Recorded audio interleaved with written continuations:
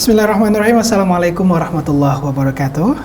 Alhamdulillah pemirsa TVmu dimanapun Anda berada, semoga selalu dalam limpahan kesehatan, keberkahan dan rahmat Allah Ta'ala.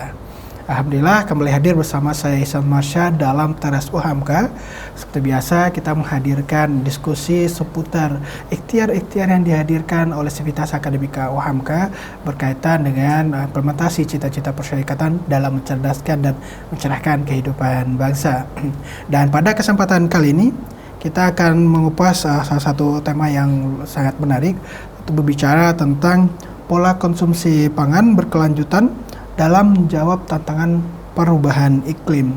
Dan kita akan melihat ikhtiar seperti apa yang ditawarkan oleh Sivitas Akademika UHAMKA. Dan kali ini kita bersama Ibu Imas Arumsari S. Gizi MSc sebagai Kaprodi Gizi Fakultas Ilmu Kesehatan UHAMKA. Dan langsung saja kita sapa. Assalamualaikum Bu Imas. Waalaikumsalam Pak.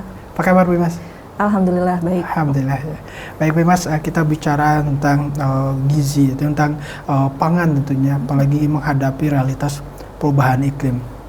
Namun sebelumnya kita juga perlu melihat bagaimana ikhtiar-ikhtiar yang dihadirkan oleh UHAMKA, hadirnya program studi gizi sendiri di Sivitas Akademika UHAMKA. Bisa dijelaskan terlebih dahulu mungkin di segmen pertama kita berbicara tentang prodi gizi UHAMKA seperti apa Bu Imas? Ya baik, terima kasih. Program studi gizi berada di bawah Fakultas Ilmu Kesehatan. Saat ini sudah terakreditasi A dan kami memiliki keunggulan di bidang gizi dan pangan halal. Gizi dan pangan halal. Ya, sehingga gizi dan pangan halal ini kemudian diintegrasikan ke dalam kegiatan pengajaran, penelitian dan juga pengabdian masyarakat dosen seperti itu.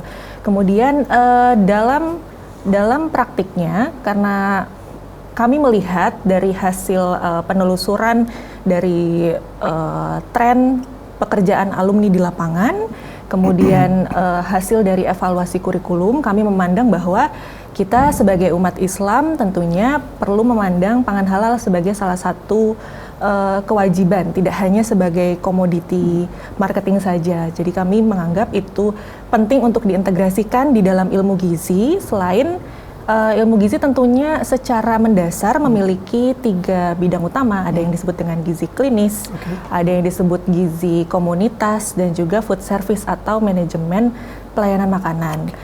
Dan dengan mengangkat isu gizi dan pangan halal di dalam kekhasan program studi kami juga turut mendukung adanya tren dan permintaan masyarakat sebetulnya untuk menjamin terutama masyarakat Islam untuk menjamin ketersediaan lingkungan halal secara lingkungan. Tentunya kita sebagai negara dengan mayoritas beragama Muslim, tentu kita harus mengkondisikan lingkungan supaya masyarakat merasa aman untuk membeli makanan di sekitarnya. Nah, gizi juga sebenarnya kan kita lebih dekat kepada konsep toyib ya, toyib baik, bergizi dan aman. Tidak hanya baik dari segi zat gizi, tapi juga aman untuk dikonsumsi. Nah, halal ini sebenarnya konsep yang tidak bisa dilepaskan dari toyib. Sebelumnya kalau gizi itu mungkin hanya memandang dari sisi toyib, tapi sebetulnya halal itu sangat berkaitan dengan keamanan pangan. Jadi dia di gizi kita tempatkan dia sebagai quality assurance untuk memastikan makanan-makanan yang dikonsumsi oleh masyarakat punya standar keamanan pangan.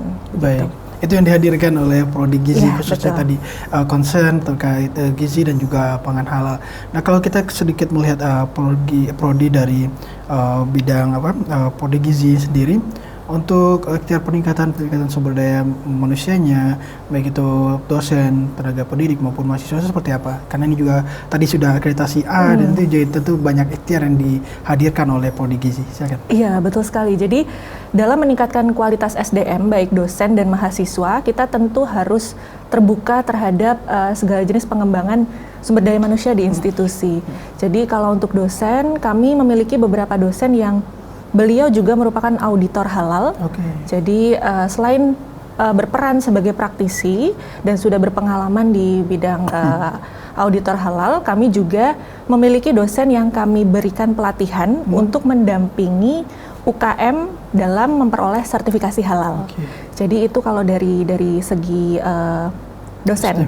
Kemudian kalau dari sisi mahasiswa, kita selalu melakukan pembaruan kurikulum untuk menjawab tantangan zaman, sehingga saat ini kurikulum di Gizi memiliki 10% dari struktur kurikulumnya merupakan mata kuliah yang berkaitan dengan gizi dan pangan halal. Ada yang disebut dengan mata kuliah sistem jaminan halal, ada yang disebut dengan mata kuliah kreasi pangan halal, kemudian analisis sensori, pengawasan mutu makanan, ada juga yang disebut dengan manajemen pelayanan makan institusi komprehensif. Jadi untuk mata kuliah komprehensif, biasanya kami dalam kegiatannya di dalam mata kuliah itu, baik itu di klinis masyarakat maupun food service, kami mengintegrasikan dengan kegiatan-kegiatan amal usaha Muhammadiyah. Jadi aktivitasnya ada yang diselenggarakan di sekolah, pesantren, rumah sakit. Jadi kami juga melibatkan berbagai macam stakeholder,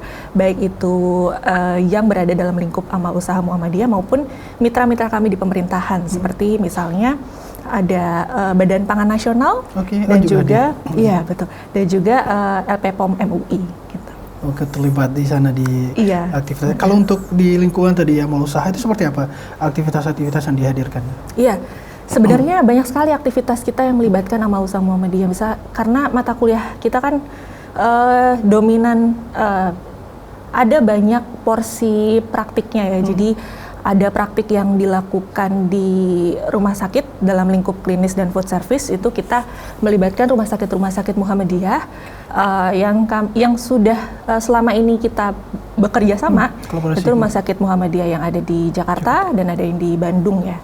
Kemudian kalau untuk komunitas, kami juga setiap kami turun lapang ke masyarakat, kami juga melibatkan pengurus-pengurus wilayah Muhammadiyah yang ada di wilayah tersebut, dan mereka juga selalu memantau aktivitas mahasiswa yang ada di lapangan, sehingga mahasiswa ini tidak hanya menjadi agen perubahan secara gizi, tetapi juga menyebarkan dakwah Islam. Ya, kita bisa melihat kalau dari secara garis besar bagaimana UHAMKA dengan visi salah satunya dalam Prophetic Teaching University, dan ini kita melihat gambaran besar juga di Prodigizi salah satu tadi dengan seperti kita mulai implementasi seperti ini tadi, untuk pangan halal. Nah, kalau untuk riset seperti apa?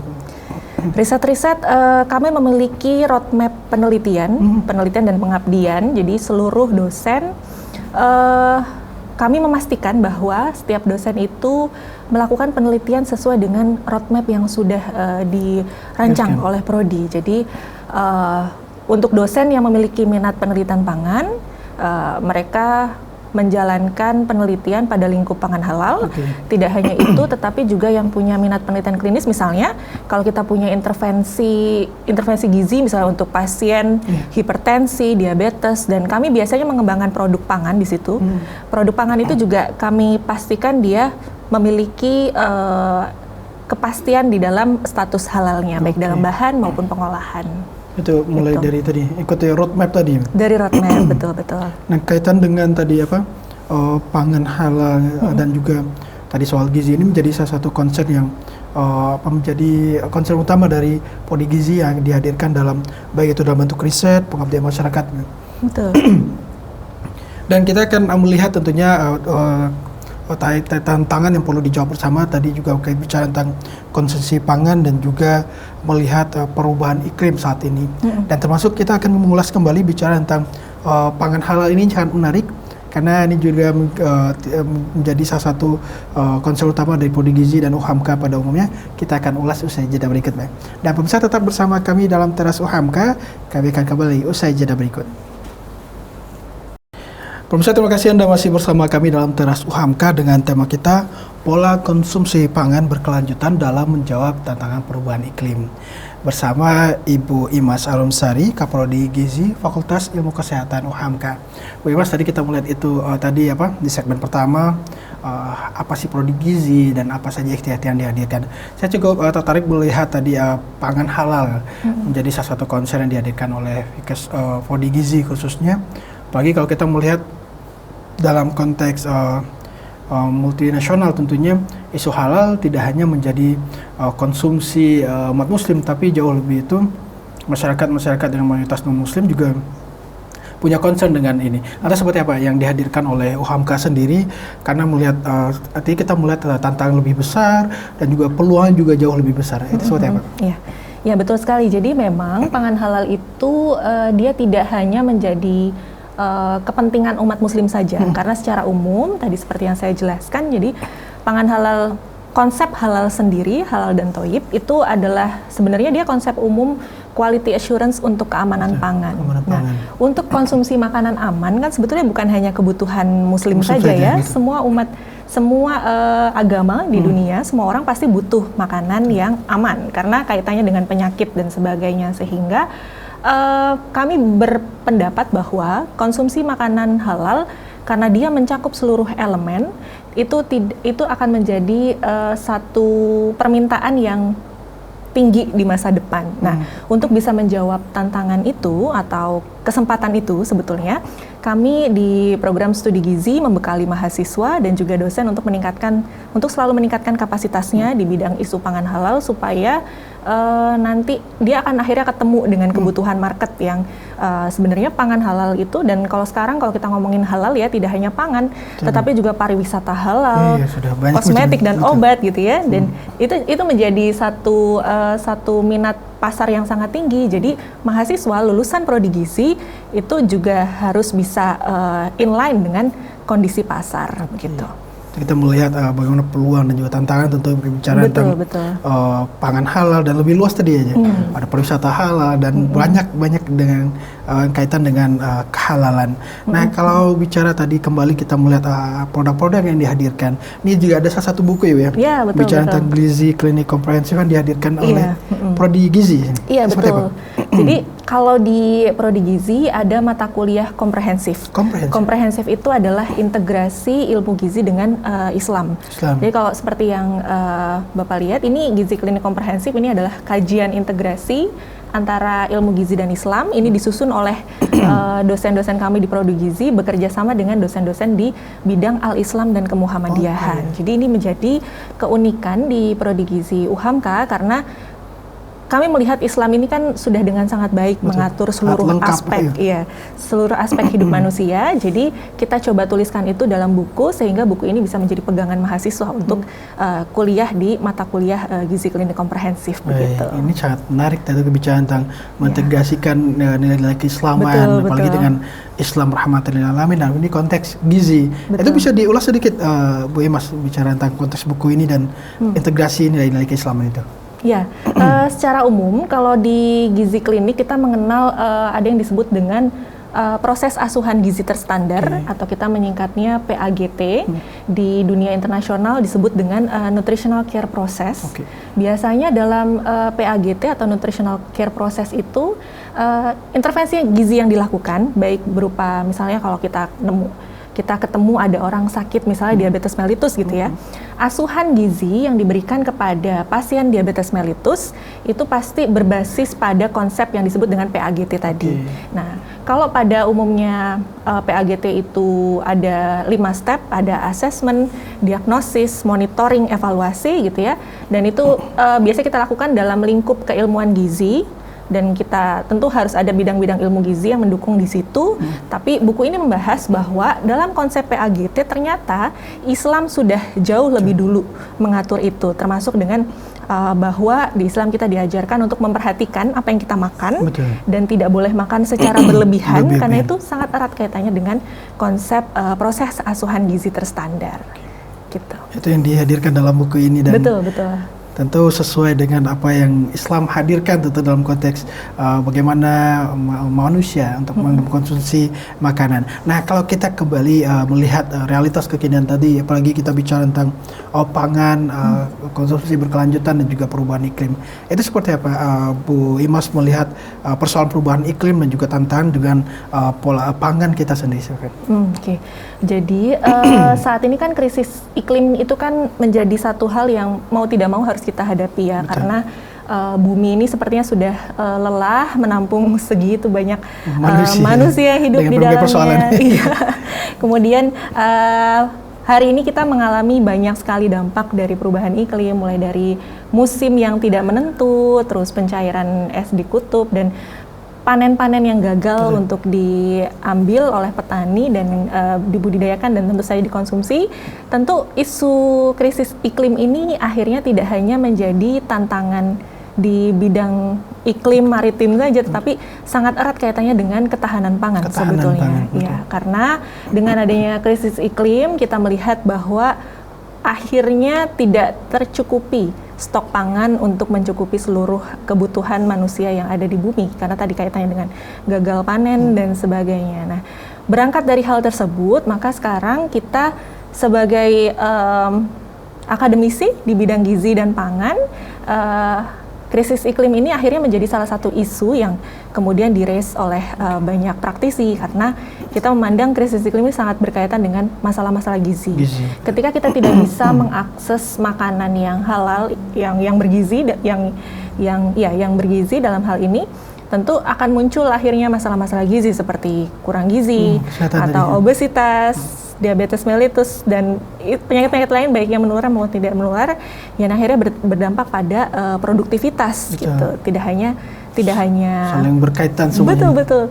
Dan akhirnya kita tidak bisa melaksanakan fungsi kita sebagai manusia yang harus setiap hari melakukan aktivitas dengan optimal. Baik, itu kita bisa melihat bagaimana persoalan perubahan iklim yang berdampaknya sangat signifikan tentunya. Betul. Berkaitan dengan ketahanan pangan dan juga kualitas dari pangan itu sendiri. Betul. Karena kalau kita jadi melihat persoalan perubahan iklim sudah kita lihat dari beberapa waktu terakhir. Kalau dari Bu Imas sendiri mungkin ada dampak atau perubahan-perubahan yang cukup signifikan saat ini yang juga menjadi tantangan yang perlu dijawab oleh kita sebagai akademisi dan juga masyarakat. Iya, betul. Tadi kaitannya dengan perubahan iklim, akhirnya terutama di wilayah-wilayah urban ya. Karena kan biasanya yang menjadi pemasok bahan pangan itu kan biasanya wilayah pedesaan. Di situ ada persawahan, ada nelayan dan sebagainya. Sementara kita yang ada di perkotaan itu kan biasanya hanya bertindak sebagai konsumen saja. Nah, krisis iklim atau krisis iklim ini ternyata dia juga mempengaruhi siklus food system ya. Food system mulai dari rantai makanan. Iya, rantai produksi, distribusi sampai kepada konsumsi. Nah, ketika wilayah rural itu tidak bisa memberikan suplai makanan yang cukup dan bergizi untuk kita yang ada di perkotaan ini, tentu ada ketimpangan ketersediaan pangan. Makanya kenapa di perkotaan muncul masalah-masalah gizi yang unik sifatnya, misalnya seperti gizi lebih ya, kebanyakan kalau orang-orang perkotaan tuh gizi lebih, kemudian penyakit-penyakit tidak menular seperti diabetes, hipertensi dan sebagainya, itu karena memang gaya hidupnya buruk ya, hidup dengan terburu-buru, semuanya serba ingin cepat ya. Apalagi sekarang kan kalau Jakarta kemana-mana pasti macet ya. Betul. Jadi kita konsumsi makanan yang ada saja, tapi memperhatikan kualitasnya. Jadi yang serba cepat, serba instan seperti itu. Baik, Bu Imas, dan ini menarik tentunya kita melihat realitas tentu yang kita selain bicara tentang perubahan iklim, persoalan pangan sebagai dampak dari perubahan iklim, kualitasnya juga dan realitas kehidupan masyarakat saat ini menjadi tantangan yang perlu dijawab. Kita akan kembali saja jeda berikut, Bu Imas, dan pemirsa tetap bersama kami dalam Teras UHAMKA. Pemirsa, Anda masih bersama kami dalam Teras UHAMKA dengan tema kita dari bicara tentang pola konsumsi berkelanjutan dan juga tantangan tentu melihat perubahan iklim. Dan kita juga melihat tadi juga seperti disampaikan Bu Imas, bagaimana perubahan-perubahan yang terjadi yang berdampak signifikan berkaitan dengan baik itu pangan, ada persoalan dalam rantai produksi, distribusi maupun konsumsi, dan juga kehidupan masyarakat. Kalau kita melihat pola kehidupan masyarakat dan juga kita melihat perubahan iklim yang secara langsung berdampak dan termasuk berbicara tentang kesehatan masyarakat, itu seperti apa? Mungkin kaitan dengan ikhtiar yang perlu kita hadirkan, Bu Imas, untuk menjawab persoalan ini. Ya, betul.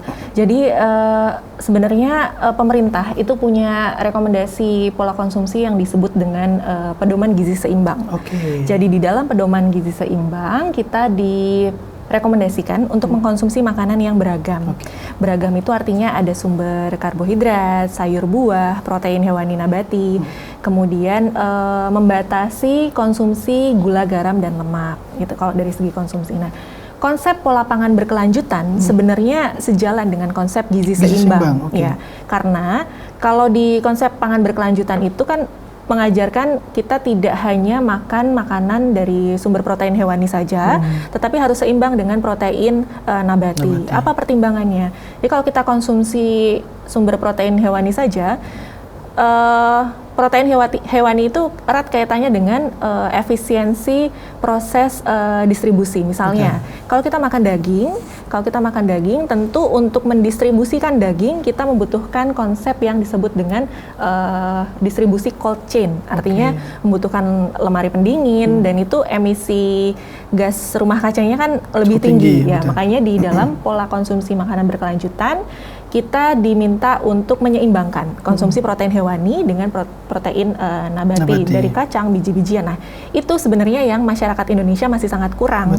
Nah, kita tidak pola konsumsi masyarakat Indonesia itu sebenarnya lebih banyak dominan pada sumber karbohidrat. Makanya kalau kita kalau makan kan harus ada nasi misalnya. Betul. Makan mie instan harus pakai nasi.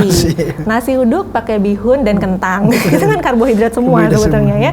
Dan itu sebenarnya kalau mau dibandingkan dengan konsep gizi seimbang sebenarnya belum. Makanya kita rekomendasikan untuk juga mengkonsumsi protein nabati gitu, tidak hanya protein hewani juga ya. Itu yang sebenarnya diinisiasi oleh konsep pola konsumsi berkelanjutan ya.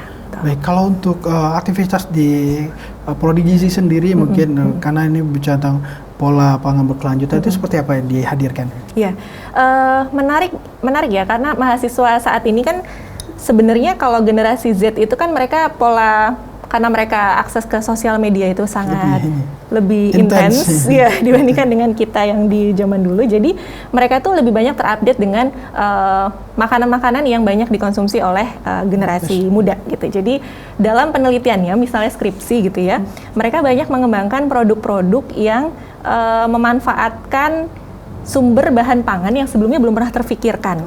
Dan itu sejalan dengan keunggulan prodi kita di bidang gizi dan pangan halal. Jadi mereka ekspor bahan pangan yang sebelumnya nggak pernah terfikirkan oleh dosennya. Misalnya ya, ada mahasiswa yang membuat produk es krim itu dari kulit biji kopi. Nah, sebenarnya kan kalau kulit biji kopi itu kan biasanya dibuang ya. Dan kalau dalam konsep pangan berkelanjutan, sebetulnya kalau ada makanan yang masih bisa dikonsumsi tapi dia dibuang, itu dia tergolong ke dalam food waste. Food waste itu nanti kaitannya ke inefisiensi produksi pangan dan sebagainya. Nah, dia memanfaatkan kulit biji kopi itu untuk membuat sebuah produk es krim yang memiliki nilai tambah dari segi antioksidan, kemudian mengurangi jumlah gula, karena kita tahu es krim itu kan makanan yang tinggi gula dan lemak sebetulnya. Tapi dia tapi itu salah satunya, dan masih banyak produk-produk lain yang sebenarnya di gizi kami berusaha mengembangkan minat mahasiswa untuk melakukan penelitian sesuai dengan minatnya. Kalau dia mau di pangan, kita akan akomodasi dengan dosen yang expert di bidang itu. Kemudian mereka boleh menggunakan lab, karena kita punya lab teknologi pangan, dan kita juga punya lab analisis sensori, yaitu merupakan lab terstandar untuk mengembangkan produk pangan sekaligus mencicipi. Jadi untuk mencicipi produk pangan, kita punya lab yang terstandar juga untuk itu. Ini juga menarik ya, terkait pangan berkelanjutan, ada teknologi pangan. Artinya kalau salah satu outputnya mungkin kita bisa menghadirkan alternatif pangan itu ya, Bu? Betul. Alternatif pangan, kita menyebutnya pangan fungsional. Jadi pangan yang memiliki nilai tambah di bidang gizi. Itu mungkin bisa disampaikan mungkin ke pemirsa, mungkin apa saja, mungkin tadi salah satu ada produk es krim dari kulit kopi yang selama ini kita nggak tahu gitu bisa dimanfaatkan, apalagi kira-kira. Ada juga mahasiswa yang dia menggunakan, dia mengganti tepung terigu dengan tepung-tepung dari bahan yang lain, misalnya dari pisang kepok, kemudian dari biji-bijian, bisa dari biji chia, itu dia buat untuk tepung, dan itu untuk mengganti terigu yang ada di makanan, misalnya dari mie, roti, dan sebagainya. Meskipun terigu itu kan tidak sepenuhnya buruk ya, tetapi kita butuh sumber tepung lain yang lebih tinggi serat. Nah, untuk mengeksplor bahan-bahan itu, mahasiswa menggunakan beberapa alternatif bahan. Contohnya tadi pisang kepok, terus ada juga biji chia. Kemudian selain itu juga karena kita tadi keunggulannya di bidang pangan halal, gelatin yang biasa ada di permen itu kan merupakan salah satu bahan yang titik kritis halalnya tinggi. Karena kalau kita konsumsi gelatin, misalnya di permen tadi ya, yang tidak berlabel halal itu bisa jadi sumbernya itu didapat dari hewani. Dan hewani ini kita tahu sapi atau babi gitu ya. Jadi salah satu dosen kami di Prodi Gizi itu juga mengembangkan gelatin yang berbasis dari tepung tulang ikan. Tepung tulang ikan. Jadi dia membuat gelatin dari tulang ikan. Nah, ini adalah salah satu eksplorasi kami di bidang penelitian halal untuk memberikan alternatif-alternatif bahan pangan halal yang bisa dimanfaatkan oleh masyarakat. Masya Allah. Ini menjadi ikhtiar tentu yang terus diperkuat dari Prodi Gizi, karena kita kalau bicara tentang perubahan iklim, kita tentu akan dihadapkan oleh realitas keterbatasan pangan dan juga ancaman-ancaman. Mungkin ada pangan-pangan tertentu yang sudah, apalagi kalau di Indonesia kita kan kerap melihat informasi-informasi ada gagal panen dan juga menjadi salah satu ikhtiar yang perlu diperkuat dan dijawab oleh Prodi Gizi. Dan kita akan ulas kembali usai jeda berikut, Bu Imas, untuk melihat ikhtiar-ikhtiar apa saja dan menjawab tantangan perubahan iklim yang menghadirkan pola pangan yang berkelanjutan tadi. Pemirsa, tetap bersama kami dalam Teras UHAMKA. Kami akan kembali usai jeda berikut. Pemirsa, terima kasih Anda masih bersama kami dalam Teras UHAMKA dengan tema kita pola konsumsi pangan berkelanjutan dalam menjawab tantangan perubahan iklim. Masih bersama Ibu Imas Arumsari, S.Gizi MSc, Prodi Gizi Fakultas Ilmu Kesehatan UHAMKA. Bu Imas, banyak hal tentu tadi sudah dihadirkan khususnya oleh Prodi Gizi, produk-produk yang ditawarkan dan juga inovasi-inovasi yang dihadirkan oleh Prodi Gizi. Kalau kita bicara tentang tantangan perubahan iklim dan juga kita melihat tantangan terhadap pangan itu sendiri, bagaimana kita menjawab itu berkaitan dengan menghadapi perubahan iklim? Jadi kalau kita sebagai konsumen menghadapi tantangan perubahan iklim, kaitannya dengan pola konsumsi makanan yang berkelanjutan, sebenarnya ada beberapa langkah sederhana yang bisa kita lakukan. Misalnya dari sisi konsumen, kita bisa memilih makanan yang sifatnya musiman. Misal beruntungnya Indonesia kan negara tropis, jadi banyak sekali sumber-sumber bahan makanan yang tidak perlu kita impor, sehingga kita bisa memanfaatkan. Itu sebenarnya salah satu langkah untuk kita bisa menyediakan sistem pangan yang berkelanjutan. Karena dengan mengkonsumsi makanan musiman, artinya kita juga turut memanfaatkan makanan yang hanya diproduksi atau dipanen pada saat itu, jadi tidak ada makanan yang terbuang. Sementara kebutuhan zat gizi juga akhirnya terpenuhi dengan adanya sumber daya yang di sekitar kita. Selain itu, membatasi makanan-makanan impor kalau memang makanannya ada di Indonesia, kecuali kalau mau tidak mau harus impor ya. Kalau kita memanfaatkan makanan yang tidak impor, sebenarnya kita juga turut meminimalisasi proses distribusi yang sangat panjang. Karena kalau makanan impor kan ada banyak resource yang digunakan ya, mulai dari bahan bakar, kemudian distribusi, jalan dan sebagainya. Nah, ketika permintaan terhadap makanan impor itu sangat tinggi, artinya sumber daya alam yang digunakan untuk misalnya bensin dan sebagainya sederhananya seperti itu pun juga akan meningkat. Jadi kalau dari sisi konsumen, kita bisa memanfaatkan bahan makanan yang ada di sekitar kita. Makanya sekarang kampanye untuk konsumsi pangan lokal itu juga sangat meningkat, termasuk konsumsi ikan dan buah-buahan lokal seperti yang ada di depan saya. Kemudian gaya hidup selanjutnya yang bisa kita lakukan adalah untuk mengurangi penggunaan plastik dalam kemasan. Jadi terbiasa membawa tas yang bisa dipakai berulang-ulang ketika belanja di supermarket atau di pasar gitu ya, dan membatasi penggunaan plastik atau botol minum misalnya ya. Kalau kita bisa menggunakan tumbler dan kita bawa kemana-mana gitu ya, itu akan jauh lebih bisa mengurangi limbah plastik. Kemudian seperti yang diajarkan di Islam juga, kita harus menghabiskan makanan yang sudah kita ambil. Tidak boleh membuang-buang makanan, karena membuang-buang makanan itu menyebabkan penumpukan food waste dan food loss.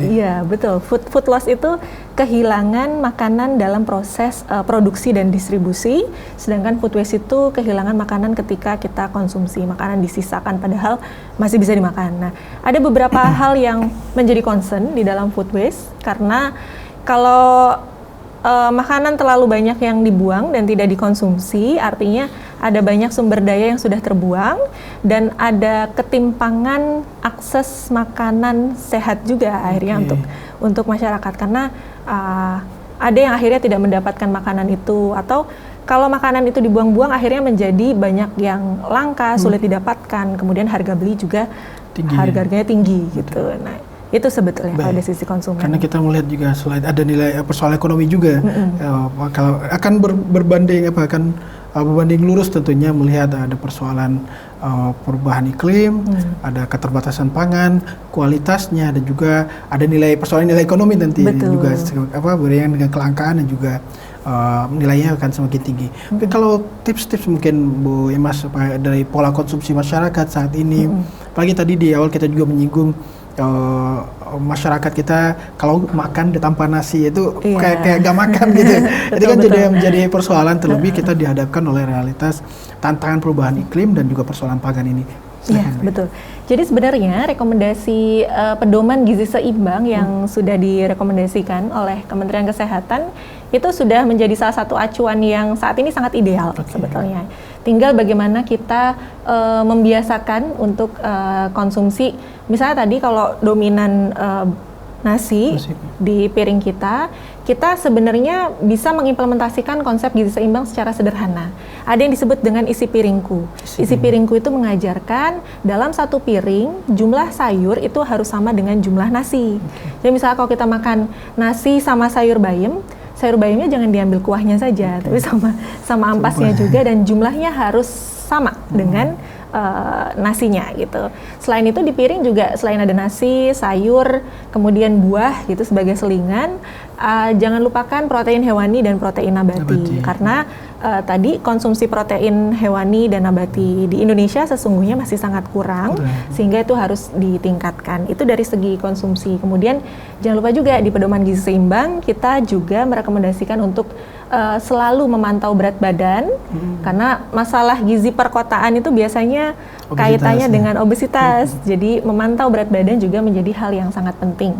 Kemudian yang terakhir adalah pola hidup bersih dan sehat, untuk menjaga kebersihan diri, kebersihan makanan yang kita konsumsi, dan kebersihan lingkungan. Baik, itu menjadi tips dan juga yang perlu kita jawab bersama dan perlu kita hadirkan dalam keseharian tentunya. Dan terakhir ini mungkin tadi kita sudah melihat ikhtiar-ikhtiar apa saja yang dihadirkan oleh Prodi Gizi dan juga dalam menjawab perubahan iklim, tentang perubahan iklim.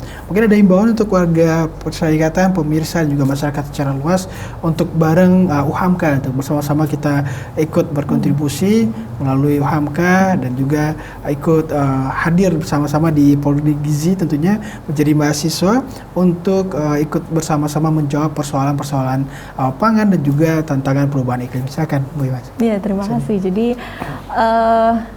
Prodi Gizi UHAMKA merupakan prodi gizi yang mengintegrasikan keilmuan gizi dengan nilai-nilai al-Islam kemuhammadiyahan.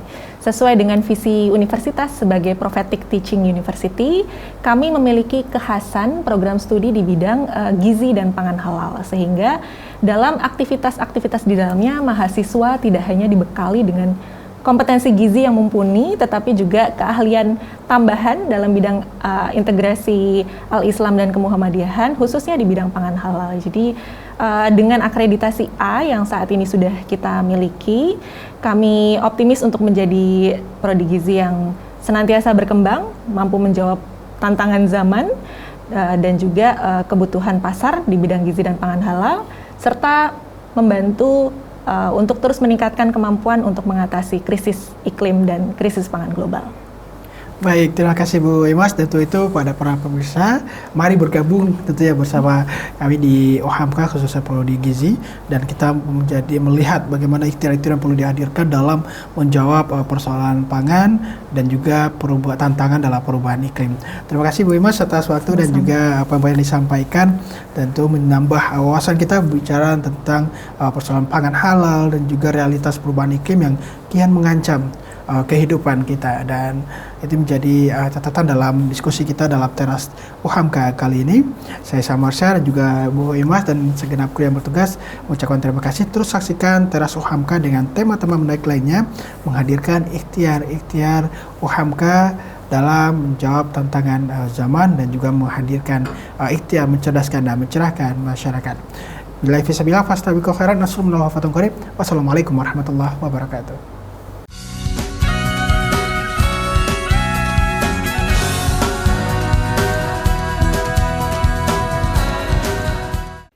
Menjadi seorang konselor yang mampu memberikan pelayanan konseling harus memiliki latar belakang pendidikan psikologi yang terbaik. Gak perlu khawatir, Fakultas Psikologi UHAMKA dengan program studi psikologi S1 dan telah terakreditasi A adalah jawabannya. Jadi konselor? Bisa. Manajer atau staf HRD? Bisa. Staf psikolog rumah sakit juga bisa. Atau bahkan bekerja di kementerian. Semuanya juga bisa. Apalagi dosen-dosen di sini merupakan pengajar yang ahli dan berkompeten di bidangnya. Kamu akan mendapatkan pengajaran yang terbaik di sini. Bersama UHAMKA, wujudkan mimpimu di masa depan. Yuk kuliah di UHAMKA.